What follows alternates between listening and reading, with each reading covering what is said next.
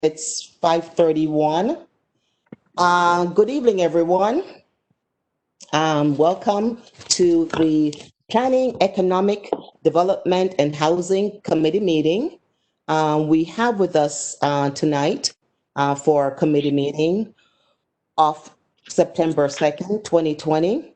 We have Councilman John Gale, Councilman Josh Mitchum, Councilwoman Marilyn Rossetti, Councilman Jimmy Sanchez. These are all committee members. Not sure if there's any other council members joining us. If I miss anyone, just let me know, please. And I'm not sure if Councilwoman Bermudez is here or not as yet. Oh. So again, welcome to the September 2nd Planning, Economic Development and Housing Committee. We have 3 items on our agenda. The first item on our agenda is going to be a presentation by Laura Settlemeyer, who is the Executive Director of the Hartford Land Bank. And Laura, I want to welcome you to the PD&H committee meeting. And I think I would love you to bring us all up to speed on the land bank, because a lot of the council members are new, including myself, and we were not around when the land bank ordinance was passed. So you are free to tell us all the information we need regarding the land bank. So again, Laura, welcome. And it's up to you. You would like to share your presentation? Sure. I first just want to thank you all for having me here tonight. Thank you, Councilwoman Surgeon and committee members for this opportunity. And I will start my presentation right now. Thank you.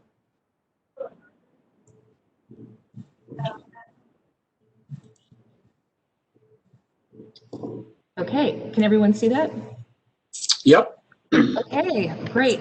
So what I have planned by way of presentation tonight is to talk a little bit just about what a land bank is in general, just the concept itself, and then get into the details of the Hartford Land Bank. And then I expect I'll have a lot of questions, so I am looking forward to that, and we'll make sure I reserve time for that. So here we go. So what is a land bank? A land bank is a governmental entity or a nonprofit corporation that is focused on the conversion of vacant, abandoned, and tax delinquent properties into productive use consistent with community priorities. Vacant, abandoned, and tax delinquent properties are often grouped together as problem properties, or as we say in Hartford, blighted properties, because they destabilize neighborhoods, create fire and safety hazards, drive down property values, and drain local tax dollars. A land bank can be a direct response to this growing trend of vacancy and abandonment. A land bank strategically acquires problem properties and converts these liabilities into community assets by eliminating the liabilities or harms and transferring the properties to new responsible owners in a transparent manner that results in outcomes consistent with community-based plans. So that was a lot of text. I have a graphic here from the Philadelphia Land Bank that kind of gives an idea of sort of what the problem is that the land bank or a land bank is looking to solve and how a land bank does that. So what you see here on the screen on the kind of top left-hand side, you see an illustration that is depicting the cycle of property vacancy and abandonment. So you have a vacant property. Typically, if it sits vacant long enough, it becomes tax delinquent. The city then forecloses on the back taxes and sells the property at an auction, typically to the highest bidder. And oftentimes the highest bidder, not always, but oftentimes the highest bidder is a speculator that doesn't really have any plans for the property, but to sit on it and see, what money that they can make. And they put very little into it, and often the property becomes vacant again. But because it's now privately owned, the cycle starts again. So it's vacant, and all the city can do is wait until it becomes tax delinquent, foreclose, sell it at auction. And so that's the spiral we see. On the right-hand side is where you see the role of a land bank. And the role of a land bank which is to break that cycle by clearing title, but also eliminating other harms and barriers to development and responsible ownership. So where the land bank comes in, it can be, now there are some terms on here that are Pennsylvania specific, because again, this is from the Philadelphia Land Bank. We don't use in Connecticut. We don't have a sheriff's sale, for example, but that's essentially a foreclosure. So if the land bank acquires it, as opposed to it going to the highest bidder, the land bank can, again, clear the title, do some preliminary environmental reviews, and do some other work to, again, eliminate those harms or barriers, and then return the property to productive use. So that yellow arrow that just says title clear, that's really the land bank function there, and the green arrow is the partnerships with local and or nonprofit community-based developers to return the property back to productive use, consistent with community goals and priorities. So we'll take a look at an example in Hartford. So as I think we all know, Hartford last had a tax deed sale in April 2019.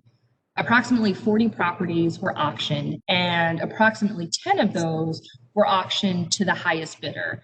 So what that means is that the bidder came in, they had cash on hand to make a deposit and essentially pay off the back taxes.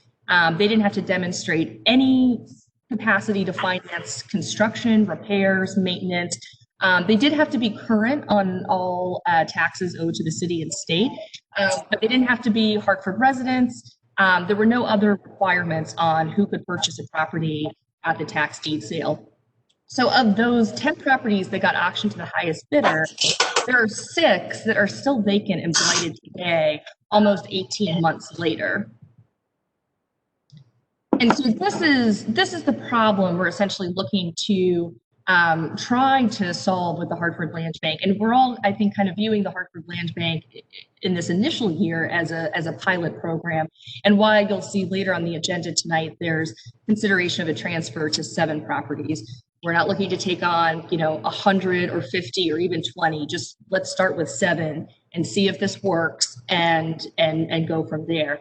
But again, these are the 6 properties that were 6 of the 10 that were auctioned off to the highest bidder at the tax deed sale last April. And these are photos. Actually, you can tell which ones were taken today versus yesterday. The blue skies were yesterday's photos, and the gray skies were today's photos. And you'll see in the case of Marshall Street, it looks like there is some construction, but there's not great maintenance of the property. So one of the things that the land bank will do upon acquiring these properties is to board up all windows, not just the first story, but also second and third story windows. So there's so we prevent further deterioration of the structure, and as well as put up fencing, perimeter fencing around the properties, and maintain vegetation. I think you can really see it in the photo from Maple Avenue, that on the right-hand side of that property, that's in the bottom row in the middle, that vegetation is growing on to the other properties. So that's the land. So that's part of the property maintenance work that the land bank will do initially with its acquisitions. You'll also see, unfortunately, there's a mattress in front of 228 Maple Avenue. The land bank will also work to clear, even if it's not going to be hard dumping. So we'll work to clear that too. We've got the funding to do that, so that we can take care of that. And then of course, winter is around the corner, and so we'll take care of snow removal as well. But again, these are the 6 properties that went to speculators. They're now privately owned. The city's only recourse at this point to get control of these properties again would be to either wait for the taxes to become delinquent and foreclose, or to go through the blight enforcement process and go through that process. So what is the Hartford Land Bank? So the Hartford Land Bank is a public nonprofit corporation that is focused on the conversion of vacant, abandoned, blighted, and tax delinquent properties into productive use consistent with community priorities. Our board meetings are open to the public. They take place on the 4th Tuesdays of the month from 11 a.m. to 1 p.m. And our next meeting is Tuesday, September 22nd. Of course, due to the pandemic, we are meeting virtually. So to receive a link and attend, the email address is there. It's info@hartfordlandbank.org. And we do have a website, www.hartfordlandbank.org. And we also have pages on Facebook, Instagram, and LinkedIn. And if anyone knows how to use TikTok, we're happy to go there too. So how is the Hartford Land Bank funded? So our primary funding at the moment is a $5 million grant from the State Department of Housing. And I really want to highlight this. Because we're receiving funds from the state, we have a number of policies already in place, such as a conflict of interest policy. So any board member cannot have a direct benefit from the land bank. We have a procurement policy, and we also have an acquisition and disposition policy, all of which were reviewed and approved by the state before we could get this funding. We also have to report quarterly to the state on how we're spending funds, how they're being used, status of the board, governance, all of that. We also were lucky to receive a $175,000 grant from the Hartford Foundation for Public Giving. That was to fund a property condition survey that we did in the beginning of 2019 and a neighborhood market analysis that we're going to be presenting more information on at a Tuesday community info session that'll be on Facebook Live. Our current board members, so we have some vacancies at the moment. We currently have 6 board members. Melvin Colon is our chairperson. Steve Harris and Rex Fowler are our other officers, and then Jim Horan, who's the executive director of LISC, Raul Irizarry, and Elda Sanani, who is the ex officio city representative. She's a voting member of the board, but is on the board by virtue of her position with the city. And as I mentioned, we have 5 vacancies. I think I misspoke earlier. 5 vacancies on the board. 2 to be appointed by the board, and 3 are appointed by the mayor of the city of Hartford. And then staff, we have only 1 staff right now. That's me, Laura Settlemyer, the executive director. We are looking in the next year to bring on additional staff, and we will be looking to hire Hartford residents and people of color.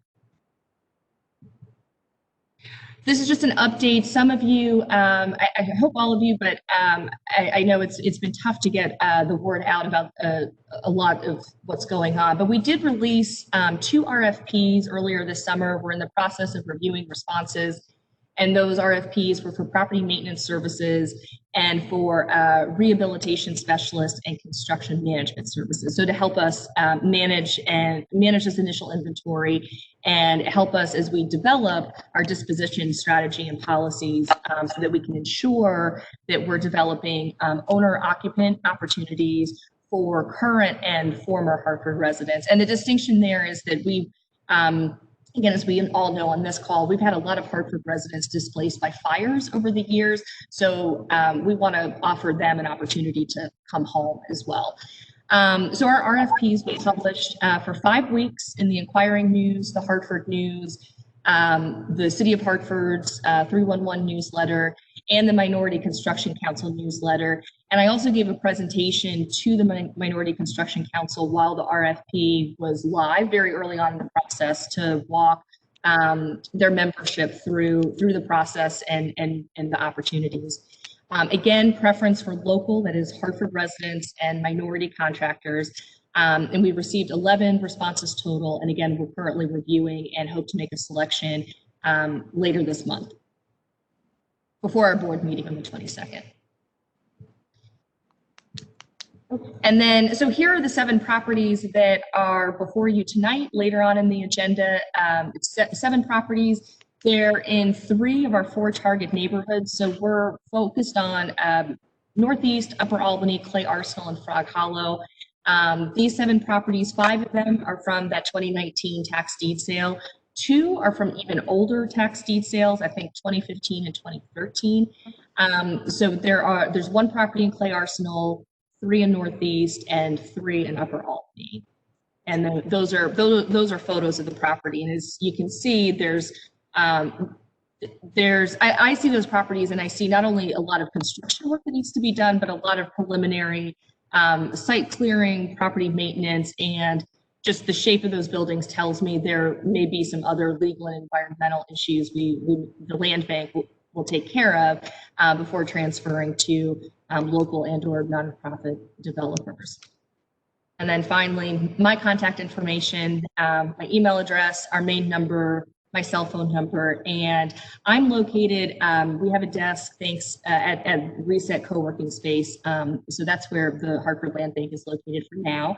We are on the hunt for a permanent office location that, you know, when we are all free to move about, will be available and open to the public. So I'm happy to answer any questions.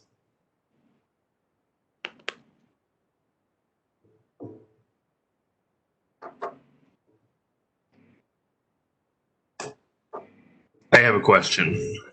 Can y'all hear me? Yes. Ms. Settlemeyer, so I heard you mention that you put them to productive use that's in line with the priorities of the community. I'm quoting from memory, but something along those lines. What does that mean practically, and who determines what is in line with the priorities of the community? Yes, so thank you for that question. Our primary focus right now has been working with the NPCs. We know that there are other groups out there too, and honestly, I say to every time I give a presentation, if there's any group that you recommend we talk to in these neighborhoods where these properties exist, please let us know. We want to reach as many people as possible and get as much input as possible. You know, pre-COVID, this would have also involved some door knocking, especially with neighbors around, you know, on the same block as these properties. We're going to have to figure out how to do that in the best way to keep everybody safe. I will say, I'm just going to go back to so for these 7 properties, so they're all residential properties. I think for there's one perfect 6, which is 196 Homestead. That may be tough to get an owner occupant there, although I had a call from someone today that was in fact interested in occupying one of the units. But with these residential properties, the goal will be to get some home ownership and owner occupants into these 7 properties. Each of these properties is on a street with other residential properties. The one exception I will just highlight is 59 Magnolia. I can see us having some robust community conversations because I know there's some interest in the community. That is right behind Albany Avenue on Magnolia. And I've heard rumblings that some would like to see it turned into a parking lot. Many others would not. So we're going to have to work to resolve that. Yeah. Thanks. Any other Councilman Dale? Yeah, Ms. Settlemeyer, I'm wondering if you could just walk us through a little bit of background noise here. Somebody not on mute? Can I ask everyone to mute themselves, please? Thank you. So I'm wondering if you could just walk us through an example.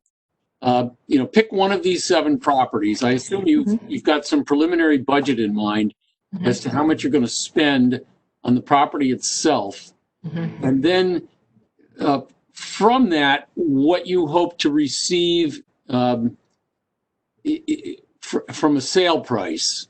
I guess that's how that would work.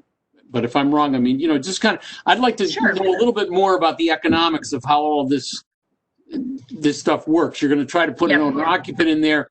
Where are they going to get their financing from? And what do you get? Do you just get a full purchase price out of it? And are you looking, do you think you're going to lose money on every one of them, et cetera? Yes. So part of the reason to set up the land bank as a nonprofit and the reason why we're seeking grant funding is that I don't know that any land bank in the country has figured out a way to make money.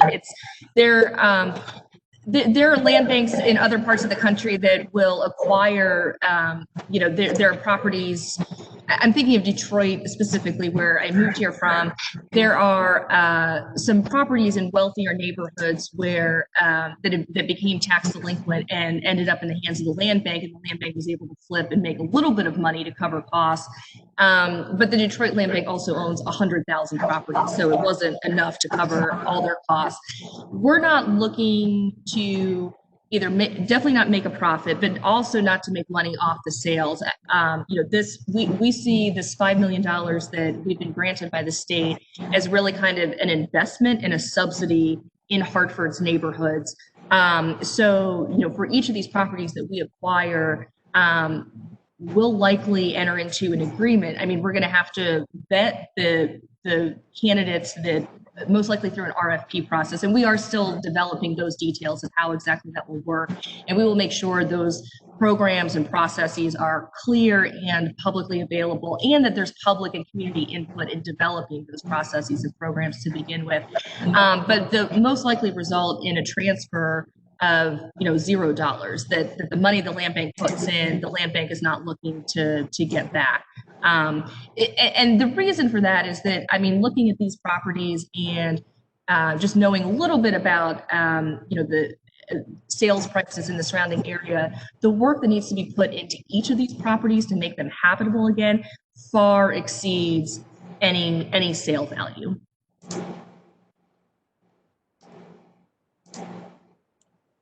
Okay, so just as a for instance, I mean, if we look at the very first property here, 471 Garden, you have established a budget at this point for what you think you're going to have to put into that property?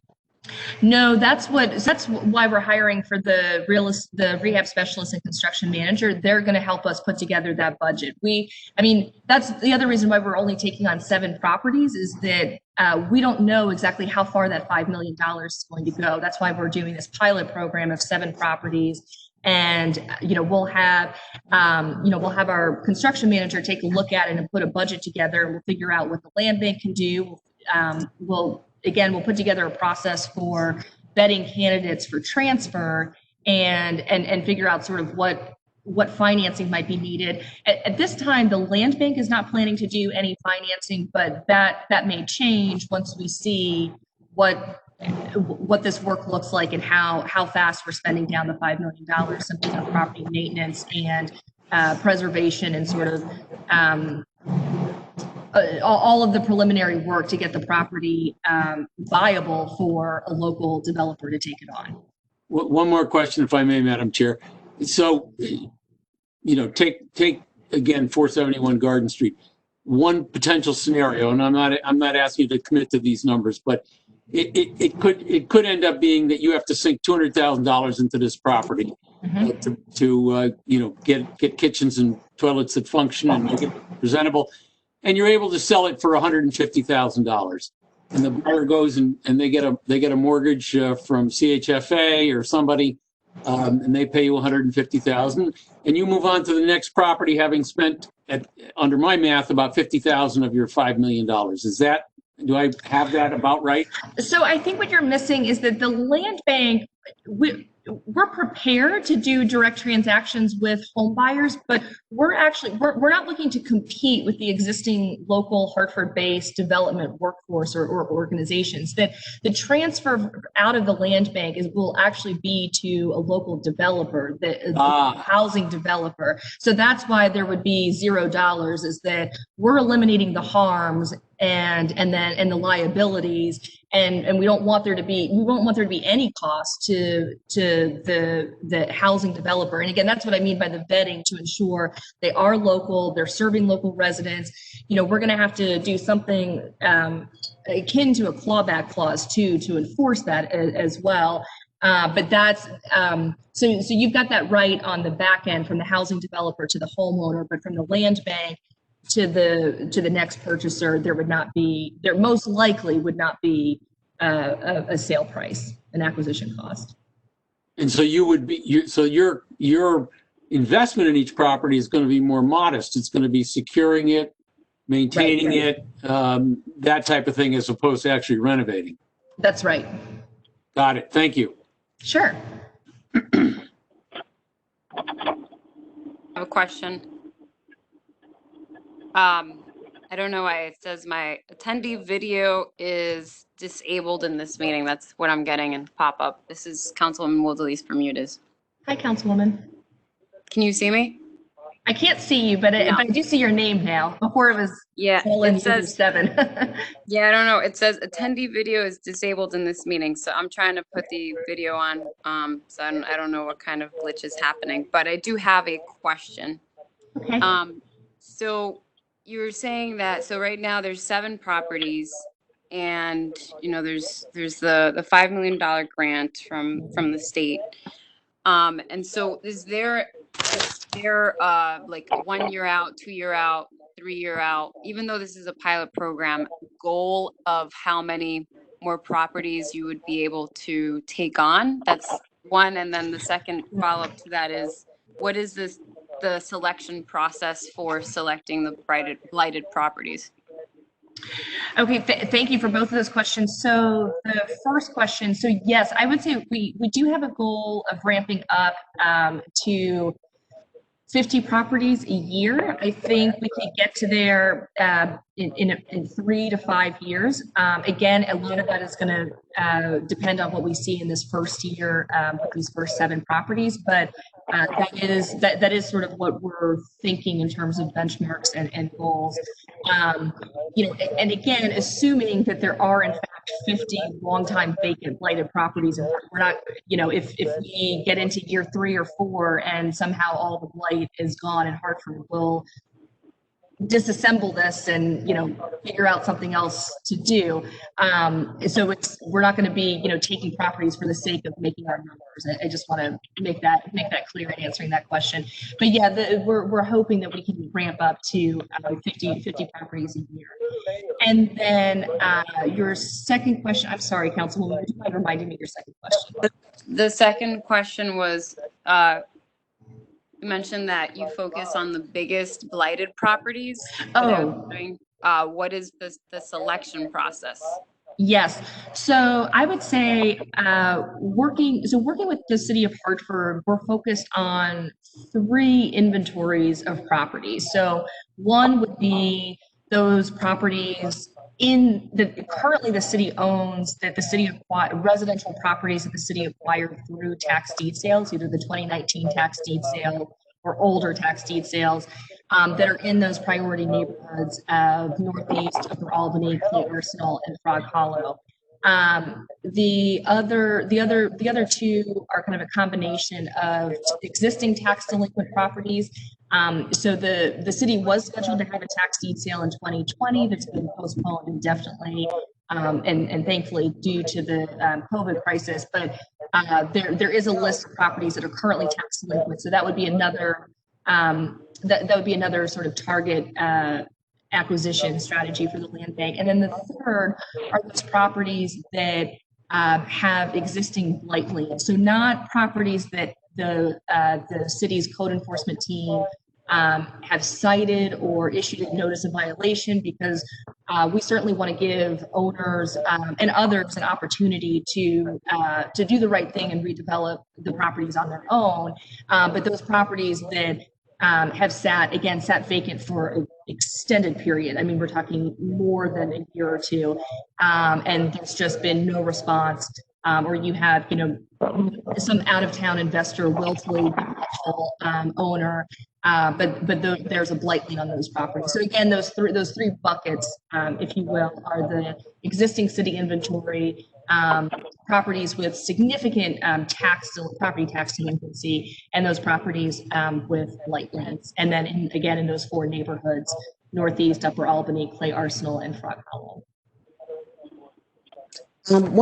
Sorry, a second, Laura.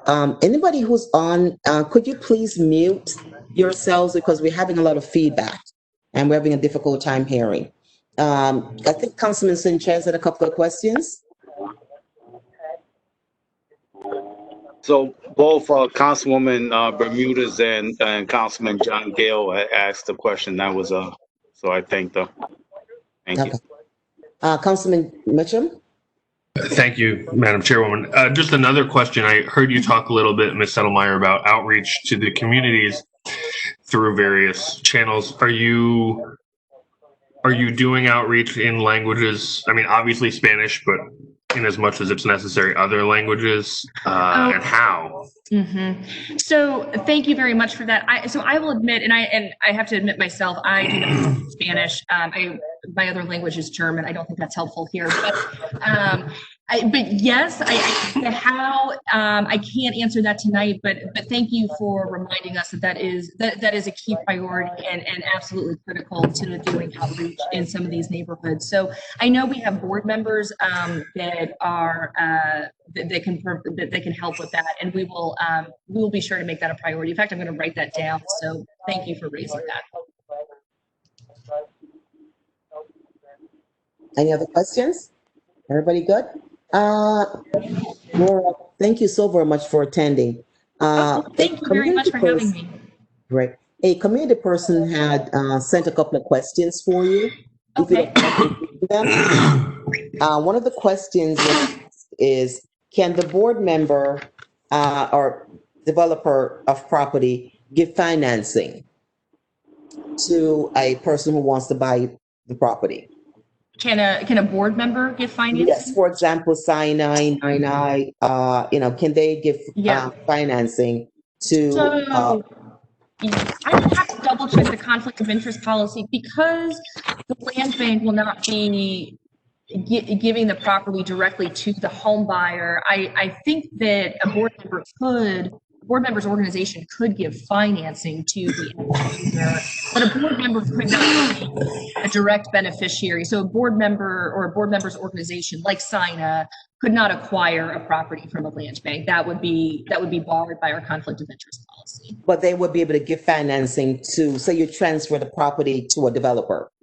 Right, like let's say, I'm sorry. So if you transfer the property to a developer, would one of the organization who are board members, would one of their organization would be able to provide financing to that developer? Probably not to the developer. Okay, but all right. So the developer has developed the property and they want to now sell it to an individual. Mm-hmm. Would one of those organizations, or can one of those organizations provide any financing for the residential property? Sure, I think they could. Yes, yeah. Okay. Next question from the committee member: do you intend to have any women on the board? Yeah, so we had two board members resign recently. One moved out of state, and another took on greater responsibilities at work and was going to create a potential conflict. And they were both female, so we're down to one female board member. We do intend to recruit additional women. That's something I personally care very deeply about, and we'll make sure that happens. Okay. The next question: how will you ensure that Hartford residents are the one will be able to buy these finished homes? So that's going to be the crux of developing these disposition strategies. So again, we have an overall disposition policy that the state has reviewed. Our next step will be working with our board and again, the NRZs and other community groups to develop a detailed disposition strategy and process and identify exactly how we do ensure that these do go to Hartford residents. And again, current and former to those residents that have been displaced and want to come back. Okay. I know one of the questions was, how do you plan to get the word out since you don't have a web page, but I see in your presentation. So you did answer that question. You did do a page, and you are doing some social media. Yes. Those questions comes from Leslie Hammond. Okay, she has thank you. questions, for you. If there's no one else who wants any questions, I've got a few questions myself. Okay. I have so a question. You said, I'm sorry, who was that? This is Angela Harris. Oh, hi, Angela. Could you hold those questions till the council have finished? Sure. Thank you. My question, again, Laura, thank you so very much for spending some time with us. So you said you have not finished doing the disposition of property with your agreement with the state or with the city as yet. No, we've finished. So our disposition policy, we have a disposition policy that's been approved by the state. It has been. It has been approved by the state. Yes. And do you have one with the city? No, we do not have one with the city. We're not receiving city funds. So okay, so it's only with the state. That's right. Okay, and that has been approved. Is that on your website? It will be, yes. Okay. And you said you didn't have a criteria. How did the 6 properties get chosen? Was it a criteria? There was, as you said, there were 40 actioned property, 30 was less. What was your board and yourself criteria in choosing these 6 properties or 7 properties? Well, actually, these properties were chosen by the city. We've agreed to accept these 7, but if someone from the city would like to answer that question, I think that's a question for the city. All right. Well, is anybody from the city can answer that question? How do you choose these 7 properties? Hi, Shirley. It's Erin Howard with the. Yeah, Shirley. Great. Hi. Surgeon, sorry. This is Erin. This is Erin Howard with the city. I apologize. I'm having the same camera issues today as well, so I apologize for that. So these 7 properties, the 5 of them were picked as part of the initial tax deed sale from last year. I believe our Director of Development Services at the time, in coordination with the Blight team, had identified these 5 particular properties. I think their decision was based off of where they stood in the process of blight and what needed to get done from a property management perspective. And the ones that we thought would be the most successful, viable properties to hand off to the land bank. Most recently, we had identified 2 additional properties that the city had in our inventory for quite some time that we thought would be great properties to hand off to the land bank as well, in an opportunity to make them successful and to transfer those properties. Going forward, I do believe we're going to look, the idea with the land bank is to hand some of the worst off because holding these properties costs the city money with property maintenance, which we really don't have. We have a tiered system of our blighted properties now, and we will be working with the land bank to identify those properties that make the most sense to hand over based upon their condition. Okay, great. Thank you, Erin. Appreciate it. I was trying to follow the process, Laura, in a sense that, so basically you acquire these properties, you do maintenance and secure the properties, and then at some point you transfer the properties over to a local developer. Mm-hmm. And you haven't developed those specific decision on how you're going to choose a local developer, or what would you like a local developer to look like? Do you have any policies in that as yet?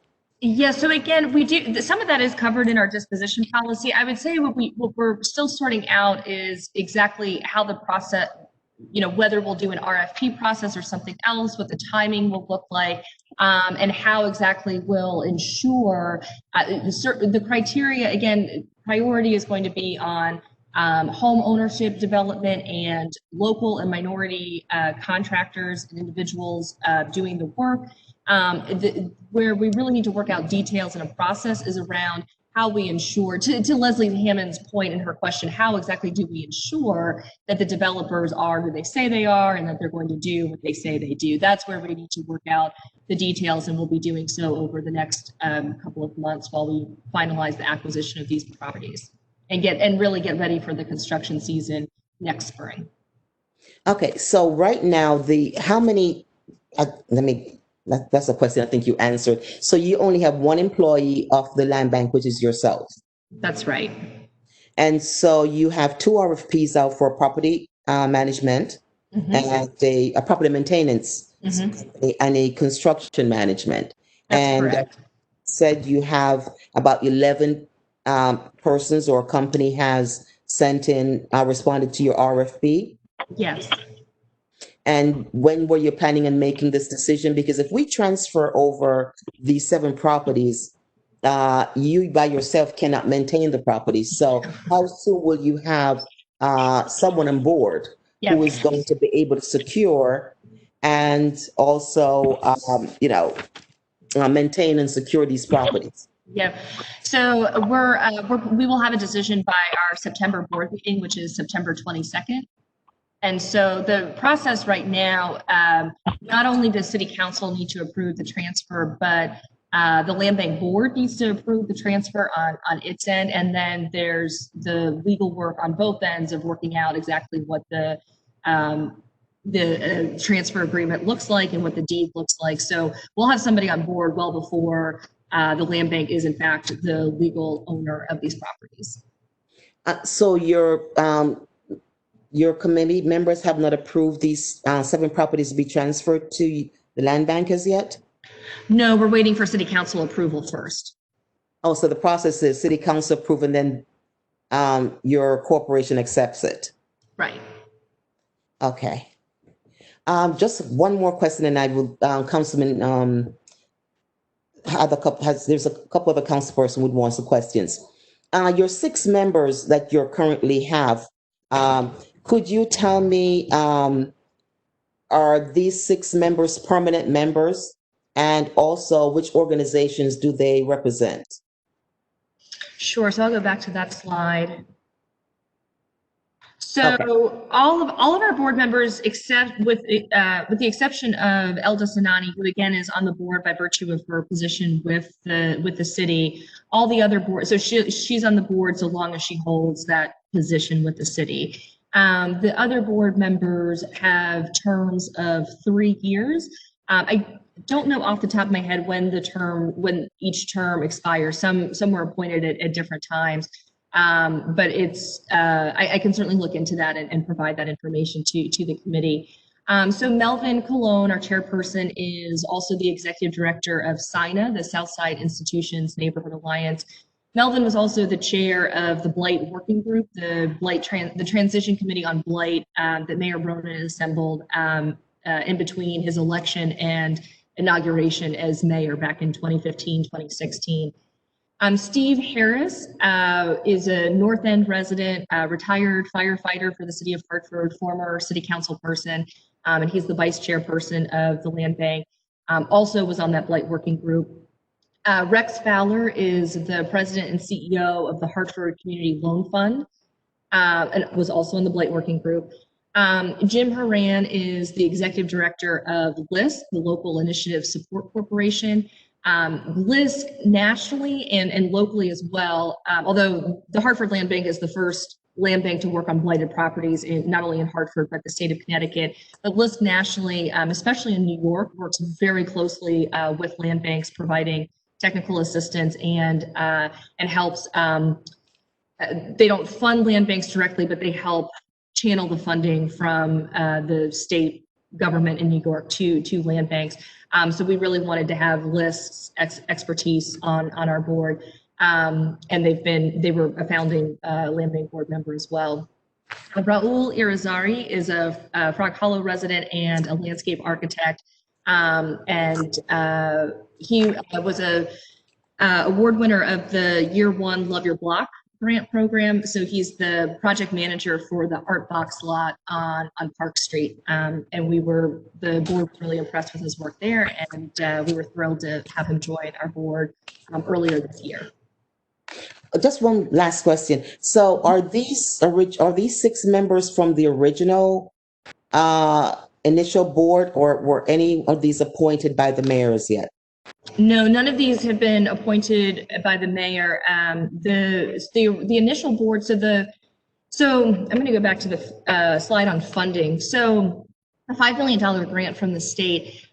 This could have been a grant simply directly to the city of Hartford, and it was the state's decision to encourage the formation of a separate, again, public entities. So we're, subject to open meetings and open records. It really is a way to ensure that the $5 million goes to investing and making an impact in the neighborhoods as opposed to going to other municipal uses. So in order to access the grant funding, the Hartford Land Bank started as a partnership between and among the city of Hartford, SINA, NINA, LISC, the Hartford Community Loan Fund, the Hartford Preservation Alliance, and the community and Hartford Next, which was Hartford 2000 at the time. Okay. So basically, you said there are 5 vacancy. You said two will be appointed by the board. That's right. So yeah, so we're actually waiting for the mayoral appointees so that they can participate in appointing those other 2 vacancies. Okay, and everyone serves a 3-year term. That's correct. Okay. Oh, okay. Actually, excuse me, Councilwoman, I may need to double check that on the mayoral appointees. The mayoral appointees may serve a longer term. I will double check that. Actually, I can look that up really quickly if you have another. Okay. All right. I believe we have Councilman. There's another council person, I believe, who has a question. Sure. Thank you, Councilwoman Surgeon. I also, can you guys hear me? This is Councilman LeBron. Yes. Yes, we can. Okay, great. I think I'm having the same camera issues as well. So I want to apologize if this question was answered earlier, but in regards to the tiered system, how many tiers are there? And is there a kind of like a one-pager or some kind of overview as to what determines the tier system? I don't want to hold up the process if that was already presented. So if that could be emailed to me, or if someone has a quick answer, I would appreciate it. Are you talking about the tiered system for the blighted properties? Yes, Madam Chair. Okay. I believe we can get that from the City of Hartford Housing Department. That list will come from them, Councilman. Okay, and then no, go ahead. I'm sorry. And then we can send a request over for you to get a list of all the blighted property and the tier, and which one is in what tier. Okay. Is that what you're looking for? Sure, but yeah, that'll be great. But just how many tiers are there? Just that general question. How many tiers are there? Maybe Laura can answer that question for you. So I'm assuming you're meaning, in terms of like stages of blight enforcement. Is that what you mean by tiers, Councilman? Yeah, somebody from the city had mentioned, I forgot who it was, had mentioned a tiered system just maybe about 10 minutes ago. And so I was just curious as to, obviously, if you guys can send me whatever listing, but just in general, just a high level question, how many tiers there are. So I'm confused by the term. I have to admit, I'm confused by the term tier because. Is Aaron still on the phone? Hi, I'm here. There you go, Aaron. Go ahead, please. No problem. So it was my understanding through the blight enforcement program that they have identified. I can tell you right now, we have this past year, since 2019, we've issued 200 blight notices. And I think when we pay attention to our blighted properties, we look at them from what capacity or what stage of deterioration. So we have a level of properties that are either about to have to come down, or the city has to make an investment in actually tearing the property down. There's a very blighted to a medium to a lower tier. So I would have to talk to Mike Perez. He's our blight director here at the City of Hartford, who could talk a little bit more and provide us a list or at least an explanation of those different levels of blighted properties. Thank you very much. Great.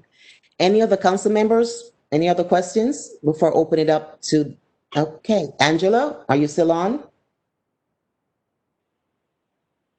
Yes, good evening. Good evening, Angela. So first, Angela, tell us who you are and, your address. I am Angela Harris with the North Hartford Promise Zone Health and Wellness Initiative, a member of the Northeast neighborhood. I am asking a question to Laura Settlemeyer regarding the land bank, actually 2 questions. One, in addition to the contractors that you're looking to do the, groundskeeping and then the actual rehab work, are you looking to have a structural engineer to evaluate the properties for feasibility for rehab and structural soundness? Is that something that you all entertain before putting the properties in the hands of the contractors? Yes, absolutely. So that would be a staff hire or a RFP? No. In fact, each of the respondents to the RFP for construction services mentioned that they had either someone on staff to do that or had a relationship with a subcontracting relationship with someone to do that. If for some reason that doesn't work out, then yes, we would do an RFP. That would be a consultant. But again, the preference would be for local Hartford residents and minority contractors. Right. So if you have evaluation, just a follow-up, done by multiple different people on the different properties, just in terms of safety and liability for the bank or the city, would you consider that you might not have consistency if multiple folks are involved as opposed to a single entity looking at structures from a sound standpoint across the board? I don't think our plan is to have multiple people look at it. Again, we would have our structural engineer that's that's on call take a look. I'm not anticipating multiple opinions. I guess if they're, I'm not quite sure how we would get to that. Okay. Okay, thanks. And the last question has been relayed to me at the NRZ just yesterday. The question came up was, how does the community, those people that are interested, how do they get considered for sitting on this board? And I couldn't answer it. So. Oh, Angela, thank you for that question. I left that out of my presentation. Yes, especially because we do have vacancies now on the board. If there is anyone interested or there's someone you'd like to recommend, you can email me, Laura, Laura, at hartfordlandbank.org, and send me a resume, and I will send it to the chairperson to present it to the board. Right. We have a couple. Thank you very much, Angela. Unfortunately, Laura, we have to thank you so very much for your presentation. I really appreciate it because there were so many questions since we were not council members, last year when the land bank was formed. So this has answered tons of questions for all of us. So, and it was beautifully done. Thank you very much for your presentation. Thank you very much. Happy to come back anytime. Great. If you can send us a copy of that presentation, that'd be great. Sure, happy to do so. I'll send it to Saida. Yes, please. Okay, will do. Thank you very much. Thank you to you and the committee. Okay, thank you. Committee members. I'd like to make a motion to send the resolution to transfer the various properties to the Hartford Land Bank and send it to council with a favorable recommendation. I'll second it. Before the resolution can be proposed, Councilman Sanchez, is that this resolution was forwarded from the OMB committee. So we first have to accept the resolution, pass accepting the resolution in the committee, then we can vote to send it to council. So I have a motion to accept, it's item number 3 on the agenda, to accept the item from the Management and Budget Committee. I'll second that. Okay, how do we in favor? Any discussion? Well, any discussion? Okay, all those in favor? Aye. Aye. Aye. Okay, great. Thank you. Now, Councilman Sanchez, will you do me the honor of proposing your motion again, sir? Okay, so I'd like to make a motion to send this resolution to council with a favorable recommendation of the transfer of properties to the land bank. No, I'll second that, Jimmy. I've seconded by Councilwoman Rossetti. Any discussion? Okay. Great. So those in favor of sending it to the council with a favorable recommendation of transferring the 7 properties to the Land Bank Corporation? Aye. How say we? Aye. Aye. Aye. Any nay? Any abstention? Okay. There's a resolution passed to send the item to the council with a favorably transfer the property to the Land Bank Corporation. Thank you. The second item on our agenda is a communication from Mayor Bronin with the accompanying resolution concerning a resolution which would authorize the acquisition of property located at 522 and 532 Annuseller Street. It's called The Properties, from the House of Bread, Inc. And this was on the council, there was item number 7 on the agenda for the Monday night, August 10 council meeting. Do we have anyone from the city of Hartford to speak on this resolution? Yes, Councilman Surgeon, this is Erin Howard from the City of Hartford, Director of Economic Development. Oh, thank you, Erin. I also, just so council members are aware, I do also have the Director of Planning, Amy Chambers, here with me, as well as our Director of Development Services, I. Charles Matthews, and Project Manager, William Diaz. Okay, so so tell us a little bit, anybody have any questions before I ask my questions? Any council members have any questions? No? Okay. Erin, could you tell us why the city is acquiring these two pieces of property? Sure. So as you may know, the City of Hartford had acquired the Arrowhead property and the property adjacent to it north in the Salvin Block area of Clay Arsenal downtown Gateway. In an effort to us to support redevelopment of the Salvin Block, it was really important for us to identify adjacent properties that could benefit a greater redevelopment of that overall area. Therefore, we looked at these two properties. We talked with the House of Bread. They're two small lots that on their own really couldn't do much for development. But if the city can take those two properties in combination with our Arrowhead site and the property north of that, we would be able to pull the properties together for a greater redevelopment and to put that property out for an RFP in the future. A proposed conveyance price of $17,000. Is it a reasonable cost of both properties? Yes, we did appraisals for both of those properties, and House of Bread agreed to pay us what the appraisals came in at. Or we agreed to, they, sorry about that. As you know, they gave us money too, right? So no, I apologize. They accepted our offer of the appraised value of the property. Okay. Thank you so very much, Erin. I know it's late. It's been a long day for everyone. Does the city have anything else to add to inform the council member of why we should approve this?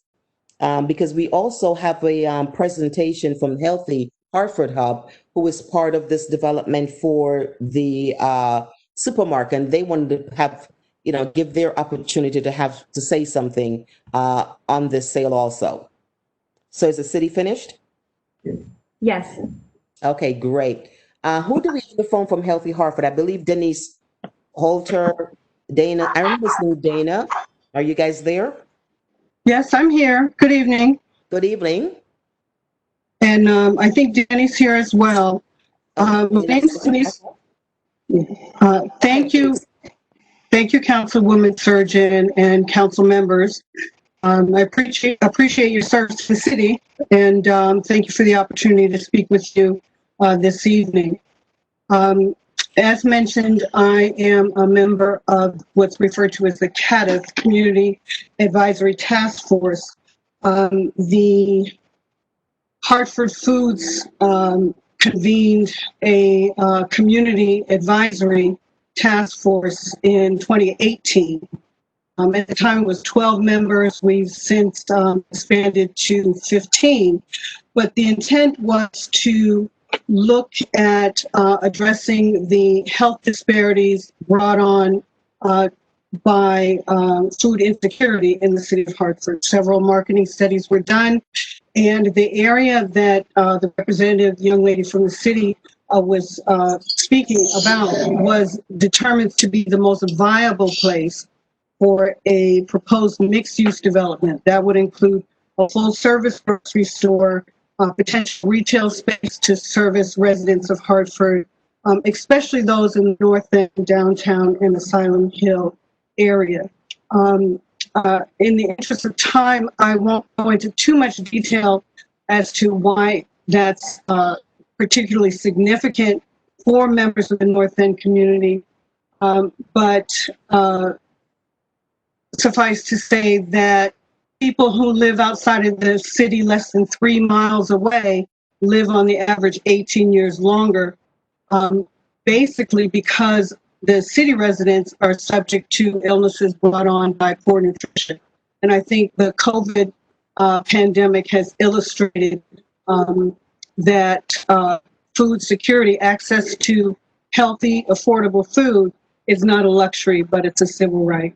And so we are very much interested in having the city take possession of those parcels and hold them until we know what the developer, who is Mr. Salvatore, who is the developer for that area, has agreed and is in negotiations looking for a full-service grocery store provider. So we're not only looking at those 2 parcels, but the whole salvage block could be a significant part of the revitalization of the North End. And we hope that you consider that in your deliberation. Thank you, Ms. Holder. Dana, have anything to add to that? No? Sorry, my name is Danny Silverman. I apologize, Danny. No problem, no problem. Actually, I was here on the meeting just in the capacity of sharing the map, and I'm the advocacy coordinator for the CATF. So I, take notes and things like that. So I'm just here to support Denise. But, if there are questions, I can help with answering those. Okay, thank you, Danny. I believe Councilman Sanchez got a couple of questions. Yes, I have a question. And Shirley, can you unmute Mally? Okay. Okay, through you, Chair. I have a question for Denise or Aaron, and this is on the property of the old Arrowhead Cafe. That property has been there since, I guess, since the beginning of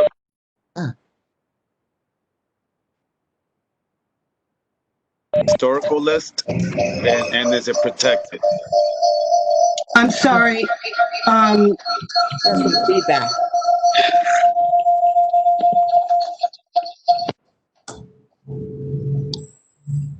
Check. Jimmy. Okay, so.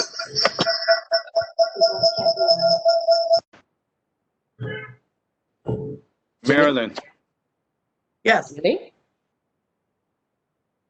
Jimmy? I'm going to repeat myself. Yes, sir. Okay. So the old Arrowhead Cafe, one, is it protected and is it on the historical list?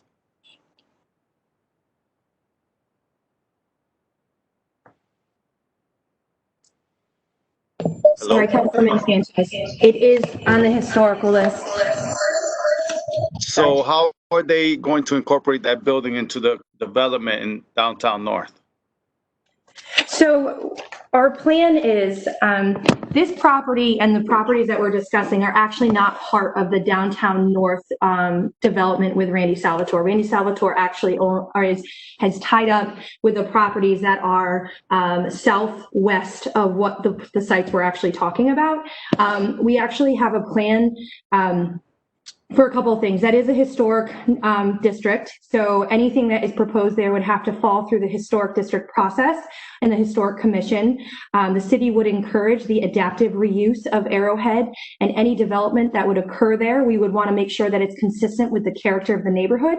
And so that will be something that will be taken very seriously by the Department of Development Services and encouraged as part of our future bid process for a developer for that portion of the Arrowhead block. As well as, just to keep in mind, the city commissioned a report with the Connecticut Main Street as a Come Home to Downtown program a few years ago, which looked at some preliminary sketches and plans on how to activate the businesses along Main Street and how to actually incorporate an adaptive reuse project for the overall block. And I know Charles is on the phone, and I think he would like to kind of share a little bit more information as well. Okay, and then I just have one more question. So when the development with Randy Salvatore begins, there is a streetscape schedule. I'm hoping it's still scheduled for that section of Main Street from starting from Albany and Main to, I believe, is Main and Morgan Street, I believe, with a roundabout at that major intersection. Is that still coming along, or is that at a standstill?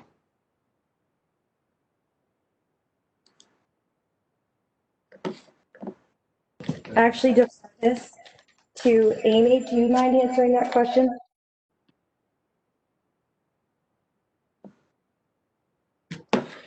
Hi, good evening, council members.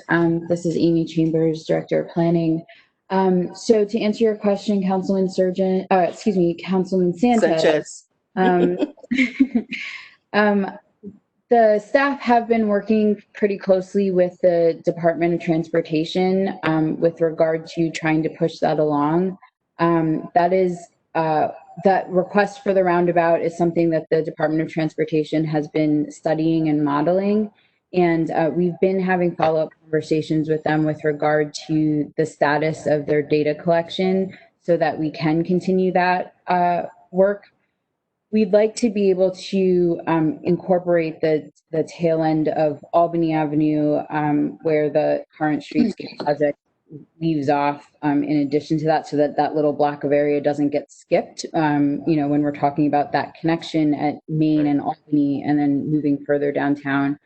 And the placement of that roundabout would be something that DOT would be involved in. So we've had conversations with them as recently as a few weeks ago, just in terms of where they are with data collection, but it's really all still conceptual at this point in time. Okay, thank you, Amy. Any other questions by the council members? Would anyone like to put forth a motion? Go ahead, Councilman Gale. I'll be happy to put forward the motion, but I did hear Aaron, I think it was Aaron, suggest that I. Charles was going to comment, and I would love to hear I. Charles's voice. So I'm waiting with bated breath for a hello from I. Charles, and then. Wow. Thank you, John. I appreciate that. I owe you one, but let me just make a quick point here. One of our highest priorities is to try to make sure we have development of that whole block. Because if in fact at some point you have a operator who may in fact want to position a supermarket on that block, it's important that we upgrade the entire block. I can't imagine any supermarket operator wanting to come in that block in its present condition. As some of you know, we have, counting the city, we have 16 different property owners on that block. Our goal is to put together a development plan from that Flatiron building all the way down to Parcel A and try to make sure it has some synergy to it. Our goal is to involve all the property owners. There's some people, as you know, that have been on that block for 10, 15 years. And we need to make sure we hear their voices and make sure we get their input. But the goal is to bring on board through an ISP process, a consultant who will work with us to come up with ideas and schemes and designs that will benefit the entire block, put together some programs that may help some of the current property owners with facade programs, with window programs. We need to figure out how we can do something that will uplift the entire block. Again, from where the Flatiron building is all the way down to Parcel A. Now, in that whole process, obviously, we'll try to figure out where and how does the supermarket fit to make sure everything is compatible with that particular block. So in our proposal, we hope to send out shortly, it'll include the whole idea behind a supermarket. It'll include working with the key stakeholders who are the property owners. It'll include working with the big developers that own the Flatiron building. It'll include bringing Randy Salvatore to the table and make sure we have some real consistency in how we develop that block. It's a gateway to downtown. It's a gateway to Albany and Maine, and it makes sense that we really do something that folks can drive by and feel pleased with. Mm-hmm. Great. May I just say I'm so pleased to hear that. Thank you so much. You're welcome, ma'am. Who was that? I think Councilman Gale had a comment. I want to say thank you to Mr. Matthews and acknowledge how welcome it is that there's thought process and planning for that entire block. And I want to just note that if I'm not mistaken, that on that block at one point in time, there was a retailer that was the Sanchez Jewelry Store. Our own Councilman James Sanchez's father operated retail right there, and so I know that you're speaking to council's heart here in renovating that. And having said all that, I would put that motion on the floor to send this back to council with a favorable recommendation. Second. Oh, great. Any discussion? So the motion was properly first and second. Hearing no discussion, those in favor of send the resolution to the back to council with a favorably recommendation. Say yay or nay. Aye. Aye. Yay. Yay. Great. Any nays? No. Hearing no discussion, and we have a favorable vote. I believe this item will be going back to the council, back to council with a favorably recommendation for the sale of the two pieces of property. Seeing that we have no other items on the agenda, and we have another meeting right after this committee meeting, if there is no other discussions, we will. I'm sorry. No, sorry. Okay. Hearing no other discussions and no items left on the agenda to attend, I call this meeting to close. Thank everyone for attending the meeting.